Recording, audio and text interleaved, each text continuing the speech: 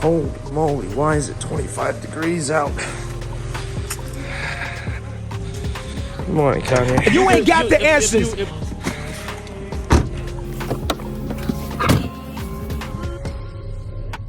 So today marks the day I make my first video tutorial on how I draw a cartooned profile or anything like that. So I can't wait to bring you to the office so you can see how this is done, why is it done, and why do I do it. So say bye to the house. I'm driving on the grass right now, and we'll get going.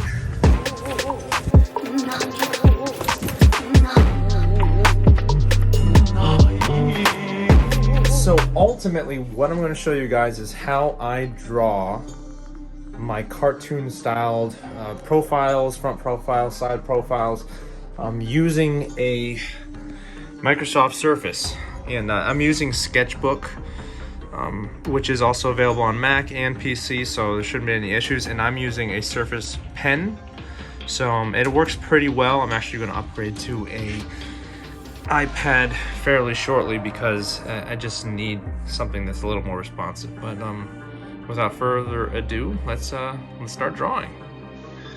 So first, we're going to open up Sketchbook and open up the file that we're going to ultimately trace for the outside. And so this is actually OMG Miata from Instagram and TikTok, and I'm doing a collab with him to actually take his car and do it in my cartoon style. And so ultimately, I created a surface or a layer on the right side. You see the red there, and then I transparented it, made it more transparent, and then I'm drawing on top of it using one of the pens there it's just one of my styles to use a very thick, bold line. And so I'm now hand tracing the exterior of the car, and you're going to see that I'm going to be doing a lot of different strokes. I'm going to be testing, and ultimately I'm going to be deleting the whole thing and starting all over, because ultimately I really want clean, crisp lines.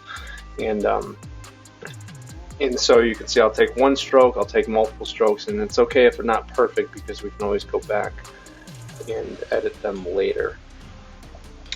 And the top of the roof line here was actually the easiest part of getting the outline, because you're going to see once you get into these corners and angles, like where the back of the windshield meets the trunk, you'll see that you want the line thickness to be perfectly even across the entire line. And so I'm speeding up the video here now because there's literally 5 hours of video here that I've brought down into about 12 minutes. And so this is actually at 12x speed right now. So I'm going right now and just cleaning up the lines. And for anything that is a smaller, finer detail, rule of thumb is the smaller the detail, the thinner the line will be. So if you can see for the wheel arches and the fenders, I'm actually doing a very thin line. And one of the things I try to do is to never keep a line thickness the same. So if I'm taking the tail light there, I'm actually doing it at like a 0.6 or a 0.8, where as opposed to the back mirror might be a 10. And it may not seem like much, but there's a huge difference visually when you're looking at a line compared to another thickness. And that really adds a lot of character to just the exterior of the car without even adding colors or anything. You'll see. I'm going to drop it in. There'll be a like there, right there. So when you're looking at this, the difference in line thicknesses really matter. And so the hood, the little details here, I try to get down the idea first, and I will clean up everything later. And it's not like vectoring where you're actually creating 2 points and creating an arc or a curve. This is literally drawing pixel by pixel. So you can go back and correct each pixel, but it's a lot more difficult to do so, but you do get a much cleaner line. Hence why I like using the drawn. It just has a more artistic feel, has a natural feel, and it really looks handmade when you're done with it, because it is.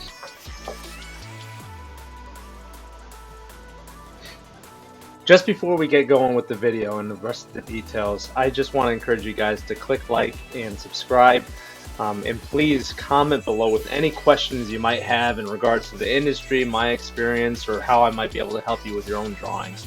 I love to do this, and I want to see you guys succeed at it as well. So if you have any value or have taken any value in this, please like, subscribe, and comment below.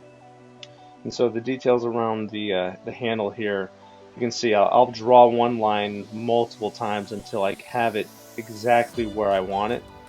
And then checking out to see the thickness, making sure it's bold enough around the outside, and here I'm going to be adding some more thickness there.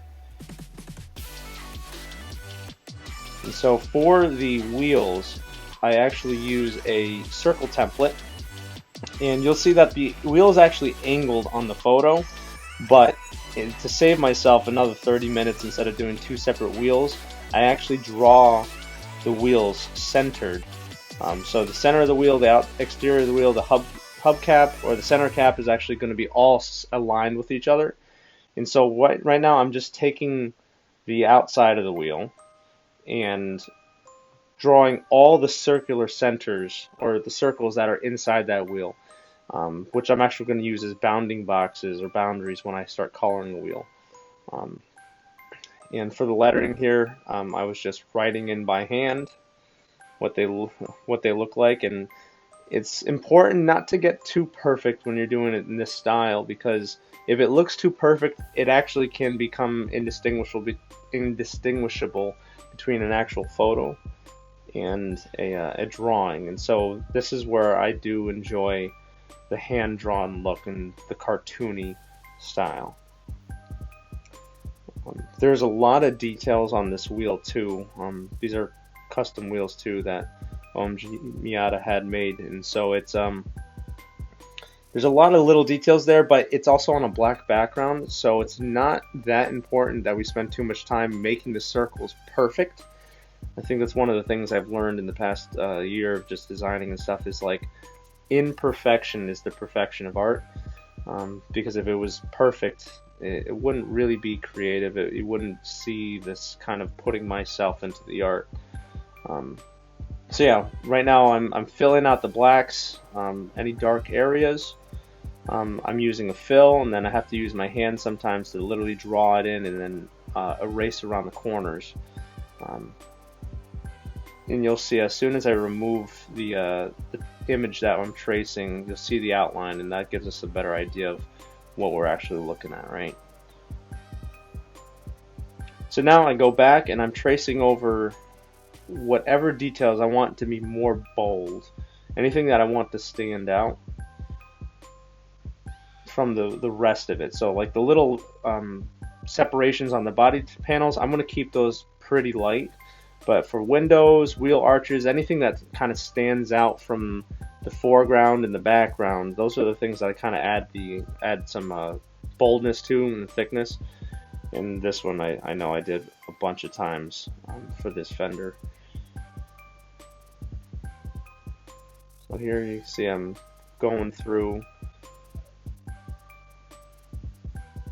and boldening up the lines around the outside, and there's going to be a lot of different details that get missed too when you move on to the next part, and that's probably the most frustrating part of this whole cycle, is like you'll say, oh, I'm done, and I can move on to coloring and putting solid colors, and then you realize, oh shoot, I missed this bolt or I missed this detail. So we're running through that now.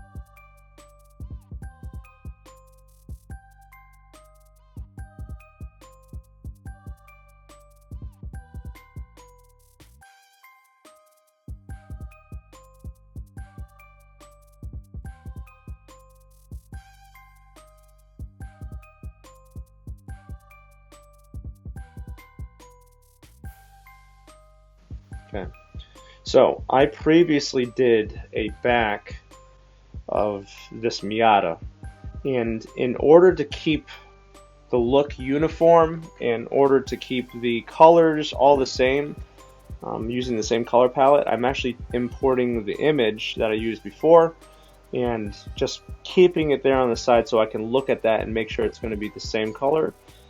I think I used about 6 or 7 different hues of reds, and I want to make sure I use the same ones, and I just want to make sure that it looks the same.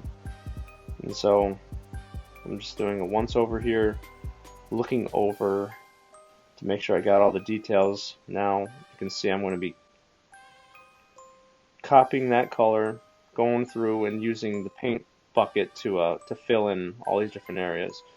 And I've pulled out another image there of the side profile that I'm actually tracing, so I can use it as reference for lighting. And make sure that I get everything red that's supposed to be red, and everything black and dark gray that needs to be gray.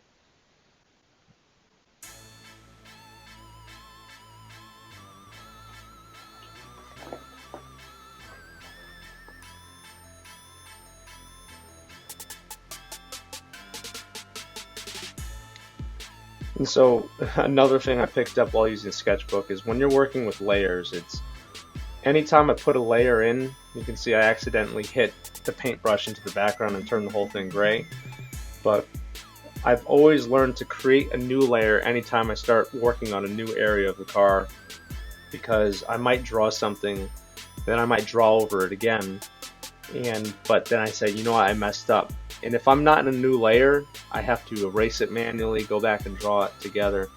As opposed to if I create a new layer and I mess up, I can just delete the layer, not worry about the work I did, and just create another layer and go over it. So this area is actually going pretty quick right now, but I'm putting in the lighting, and I try to use my best judgment on where the lighting is coming from. So if the lighting is coming from up top and we have a rounded surface, you kind of imagine that the lighting is bouncing from the surface here into your eye, and it's going to be kind of on the surface as opposed to the bottom of that surface that you're drawing on. Oh, this is where I actually took a Recaro image, and it wasn't a clear PNG, but I had to. I wasn't going to sit there for 30 minutes tracing this out by hand. So I actually imported the image, erased as much as I could, knowing that this is going to be on a black background. And you see I'm literally just placing it there on the seat. And that's its own separate layer as well.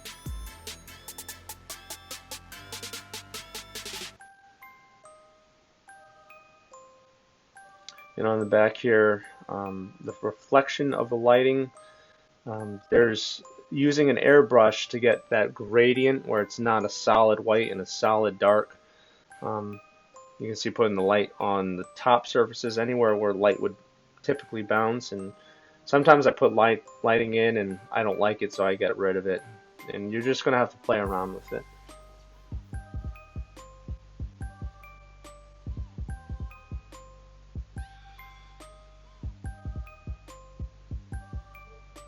So in this final stage here is where I'm taking,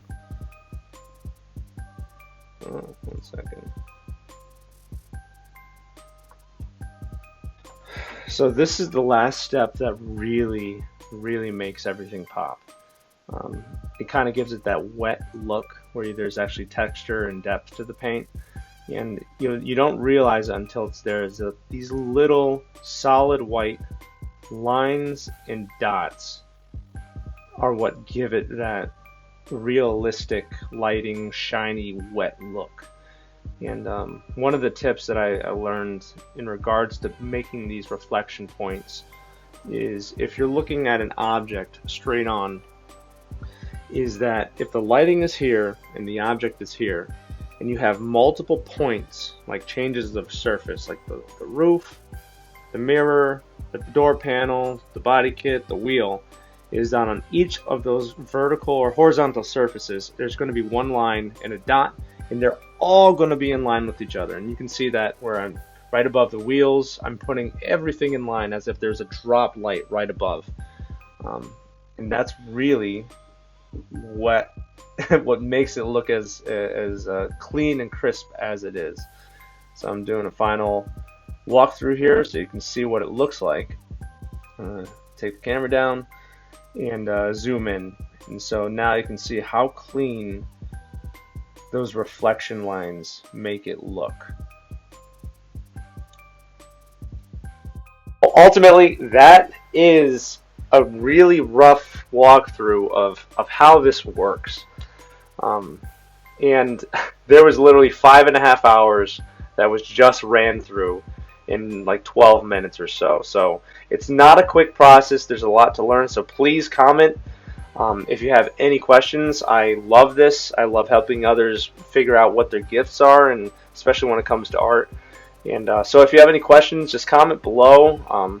And I'll be sure to get back to you as soon as you can, because there's going to be a few more videos. I'm going to be doing this a lot more with the videos that with the content that I create, with the drawings that I make. So I'm really excited to do this. So please subscribe, please click like so I can get this channel off the ground.